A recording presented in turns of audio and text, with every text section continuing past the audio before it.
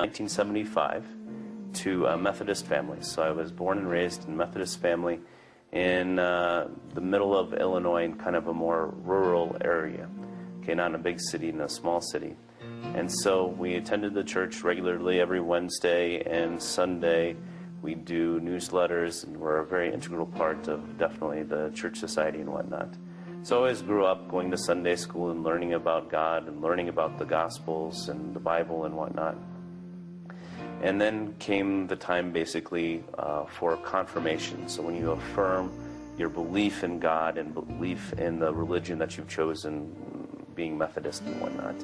So in the process of taking these confirmation classes, basically I got into a discussion with a pastor about just exactly the belief system. That's what we believe. This isn't a metaphor. This isn't figurative.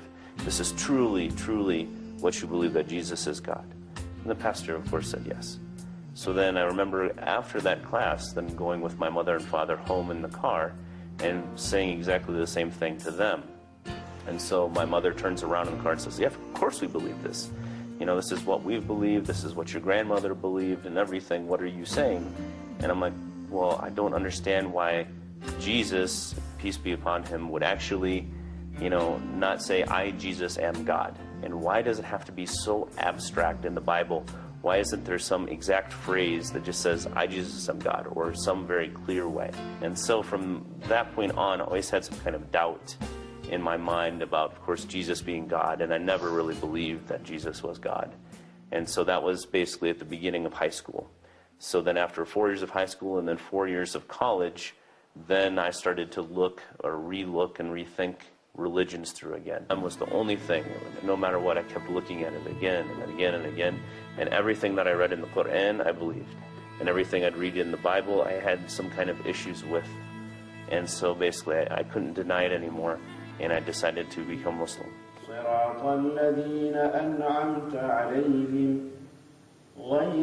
So when I first became Muslim, that was like, it has to be one of the happiest days of my life.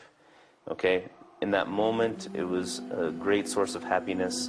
And here in the States, when you become Muslim, what seems to be the trend is that that person that wants to become Muslim will go to the masjid on Friday for Friday prayers, and will stand up in front of the entire congregation and will declare their shahada. So you have plenty of witnesses and whatnot for everything. And so, though it's not necessarily required, that seems to be what we do here in the U.S. And so that moment was just amazing. I was trembling. I can remember barely being able to say it. You know, it was a very emotional experience. Immediately after, you know, every single person in the masjid, there was like nobody that left that masjid, you know, probably 500 people. Everybody came up and hugged me, shook my hand, cried. It was just a really great time. When I told my mother and father the decision that I had made and that I'd actually done it, this was a major problem. And so there was a period of about 2 weeks where they just wouldn't speak to me. And literally it was said to me that you're thrown out of the family. It was a very, very difficult time in my life. I was working in a lab, and he used to come and borrow certain equipment from there. And he didn't actually know that I was Muslim because I wasn't outwardly Muslim. But at the time, he had started his faith journey and was studying Islam. And so when he found out I was Muslim, through conversation, he started asking me all these questions that I couldn't answer because I didn't know very much.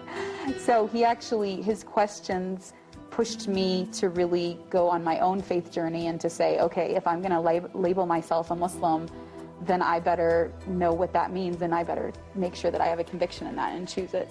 So, you know, some people look at us and think, oh, did he become Muslim for you? And I actually tell people that he's the one that really pushed me to figure out what I believe. So it was very surprising and interesting to me, and very humbling to me, that this person who was, you know, born and raised in America and raised Christian was interested in the religion that I claimed.